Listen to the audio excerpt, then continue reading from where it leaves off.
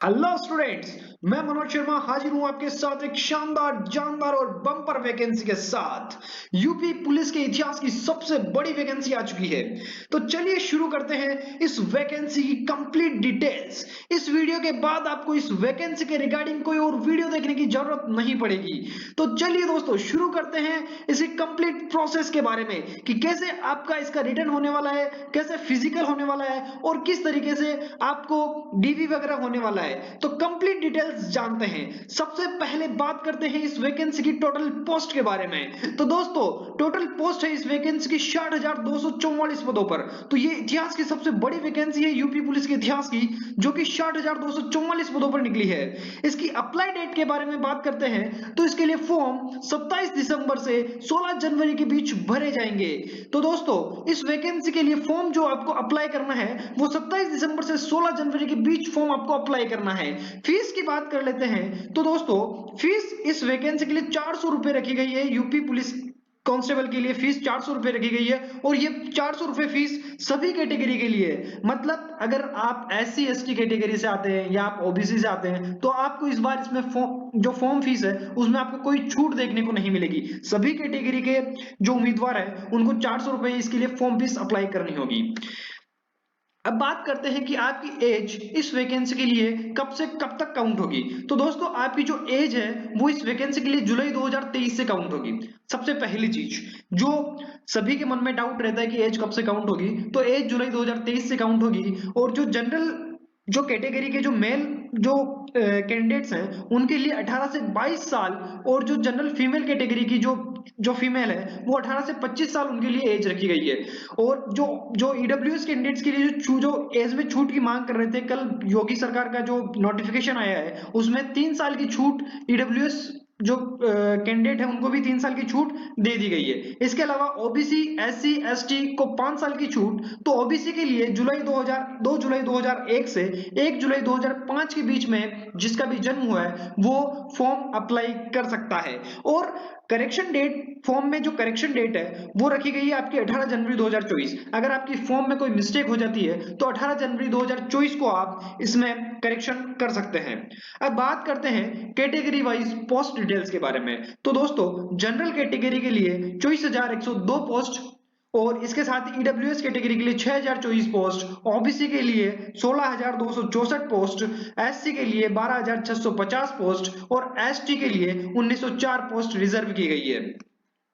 इसके अलावा अब बात करते हैं इसके क्वालिफिकेशन के बारे में कि आपके लिए क्या शैक्षणिक योग्यता रहने वाली है, कि क्या आप 12th पास हैं तो क्या आप इस वैकेंसी के लिए फॉर्म अप्लाई कर सकते हैं। तो जी हाँ दोस्तों, अगर आपने 12th पास कर ली है किसी भी स्ट्रीम से तो आप इस वैकेंसी के लिए एलिजिबल हैं। अगर आपने 10+2 यानी 12th कर रखा है तो आप इस वैकेंसी का फॉर्म अप्लाई कर सकते हैं। अब दोस्तों सबसे बड़ी चीज जो कि सारे स्टूडेंट्स के मन में एक बड़ा सवाल उठता है कि एग्जाम डेट कब कब रहेगी, मतलब आपका एग्जाम कब कंडक्ट करा लिया जाएगा।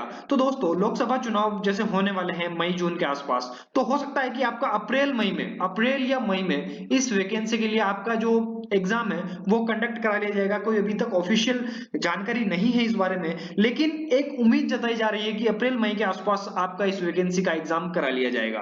अब बात करते हैं इसके सिलेक्शन प्रोसेस के बारे में कि किन किन स्टेज से आपको गुजरना होगा। तो सबसे पहले आपका जो एग्जाम होगा वो रिटन होगा, उसके बाद आपका फिजिकल होगा और उसके बाद आपका मेडिकल होगा। जब आप ये तीनों प्रोसेस क्लियर कर लेंगे देन आपका डॉक्यूमेंट वेरिफिकेशन होगा और उसके बाद आपकी ज्वाइनिंग हो जाएगी। अब बात करते हैं कि जो आपका रिटन एग्जाम होगा उसके लिए आपके कौन कौन से सब्जेक्ट्स आने वाले हैं या कितने क्वेश्चंस आने वाले हैं और हर क्वेश्चन कितने मार्क्स का होगा। तो दोस्तों रिटन एग्जाम में आपके 150 क्वेश्चंस आने वाले हैं आपके एग्जाम में, जो कि हर क्वेश्चन 2 मार्क्स का होगा, यानी कि आपका जो टोटल पेपर होगा वो 300 मार्क्स का होगा। और अब ये देख लेते हैं कि कौन से सब्जेक्ट से कितने कितने क्वेश्चन आएंगे।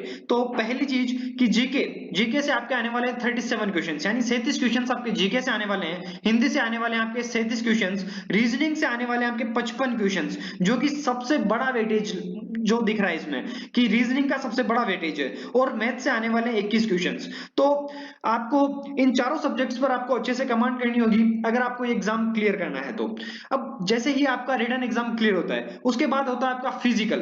तो देखते हैं कि फिजिकल के लिए आपके क्या क्या आप आपका योग्यता होनी चाहिए फिजिकल को क्लियर करने के लिए। तो फिजिकल में जो मेल कैटेगरी जो कैंडिडेट्स हैं, मेल कैटेगरी के कैंडिडेट्स की जो हाइट है वो 168 सेंटीमीटर होनी चाहिए। यानी जो मेल कैटेगरी का जो कैंडिडेट है उसकी हाइट अगर 168 सेंटीमीटर है तो वो फिजिकल में आराम से क्लियर हो जाएगा। इसके साथ ही एसटी कैटेगरी की जो हाइट है वो 147 सेंटीमीटर रखी गई है। इसके अलावा जो फीमेल कैटेगरीज है, जो फीमेल कैटेगरी के लिए सबसे पहली चीज फीमेल्स के लिए आपका जो मिनिमम वजन है वो 40 किलोग्राम होना चाहिए। फीमेल्स के लिए सबसे बड़ी चीज है कि जो आपका मिनिमम वेट है वो 40 किलोग्राम से आपका वेट कम नहीं होना चाहिए। और जो फीमेल कैंडिडेट है उनकी हाइट 152 सेंटीमीटर्स होनी चाहिए। मतलब 152 सेंटीमीटर मिनिमम हाइट आपकी रखी गई है जो फीमेल कैटेगरी के जो कैंडिडेट्स हैं। अब बात करते हैं आगे चेस्ट के बारे में।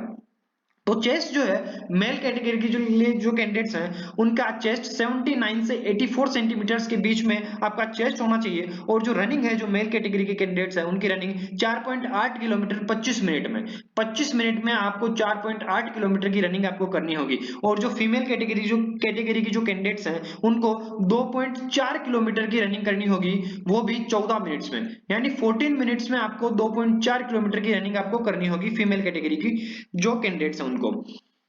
तो उम्मीद करता हूं कि आपको हमारा ये वीडियो पसंद आया होगा। और जैसे ही आप ये फिजिकल कंप्लीट कर लेते हो उसके बाद आपका मेडिकल होगा और मेडिकल के बाद आपका डॉक्यूमेंट वेरिफिकेशन होगा। तो उम्मीद करता हूं कि आपको हमारा ये वीडियो पसंद आया होगा। कंप्लीट डिटेल्स आपको मैंने इस वीडियो में यूपी पुलिस कांस्टेबल के बारे में दे दी है। तो अगर आपको हमारे ये वीडियो पसंद आता है तो प्लीज आप हमारे चैनल को सब्सक्राइब करें और हमारे वीडियो को लाइक करें और शेयर करें। Thank you. जय हिंद प्यारे साथियों।